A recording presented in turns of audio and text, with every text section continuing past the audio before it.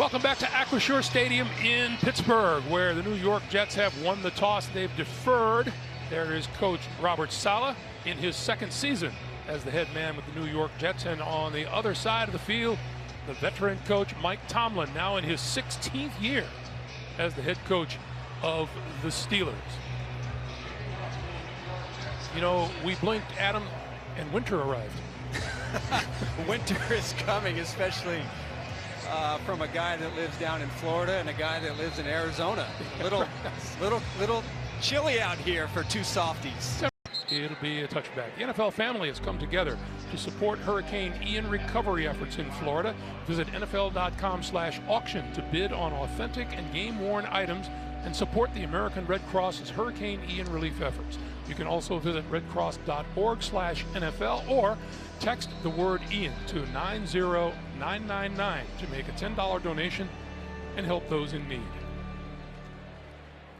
That play update time. Let's get you back to the NFL Today in New York for an update. JB, Nate Burleson. Daniel Jones, Nate. That's right. On 1st and 10, a little bootleg. Daniel Jones looks downfield and realizes, I got room. Oh, yeah, it's the DJ getting the party started for the Giants, who are up 7-3. Welcome back to Pittsburgh, where Steelers defensive captain Cam Hayward spent the week spreading kindness throughout the Pittsburgh community. That included a visit to UPMC Children's Hospital on Monday, a Tuesday ribbon-cutting ceremony for Craig's Closet, which is a program he began in honor of his late father, Craig Ironhead Hayward, and it provides clothes to Pittsburgh area youth who need clothes for internships and interviews, and he's just been invaluable in this community, according to Mike Tomlin. Yeah, AJ, in addition to being a special football player, Cam Hayward has proven himself to be a really special person. And we take you back to New York for another update. Once again, JB and Nate. Eckler picking, choosing, sliding, Nate. That's right. Inside trap to Austin Eckler, and he slices through the Texans defense. Gets in for the touchdown. The Chargers, they are up 14-0. Greg. Well, the New York Jets, when they come to the state of Pennsylvania, it has hardly been all good news. 1-16 all-time in this state. Never beaten the Eagles in 12 tries. 6 of those tries in Philadelphia. And they are 1-10 all-time here in Pittsburgh. Their lone win coming all the way back to 2010. We welcome you back, everyone, and remind you, coming up, the Verizon Halftime Report. JB and Phil and Nate and Boomer and Coach Bill Cowher. All the latest NFL scores and highlights coming up on the Verizon Halftime Report.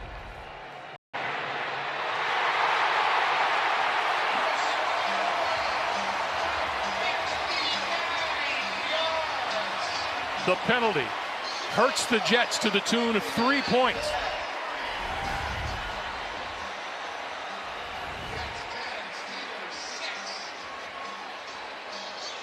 And Boswell was as perfect as can be with room to spare. The Lawson roughing penalty gives the Steelers a chance to put 3 points on, and they convert. It's the end of the first half with the score. The New York Jets 10, the Pittsburgh Steelers 6. Halftime is coming your way next after these first half highlights from Verizon and a word from your local station. You're watching the NFL on CBS. Welcome back to Pittsburgh, everyone, where the Jets lead the Steelers by a score of 10-6. Greg Gumbel along with Adam Archuleta. We started this day talking about the quarterbacks.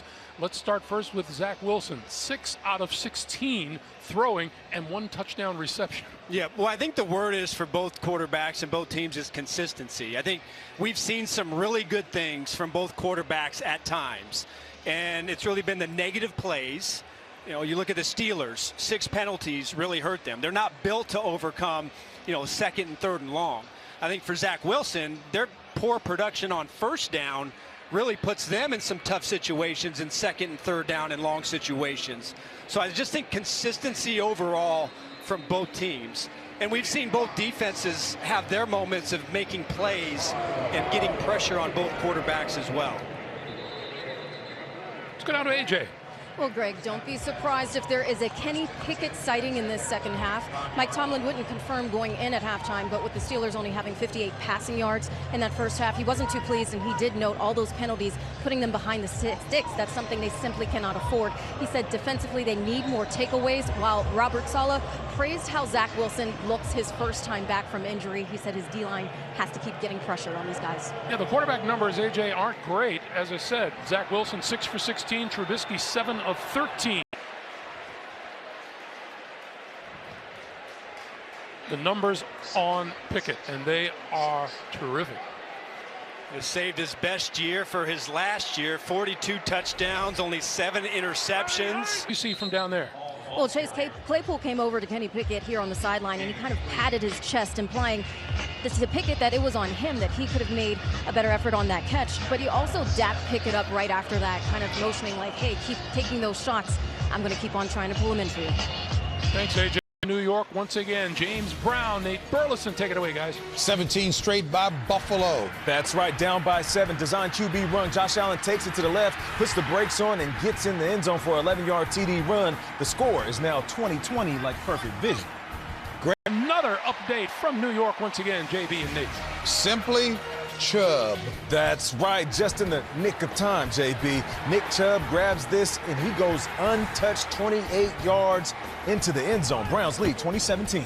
Down to AJ.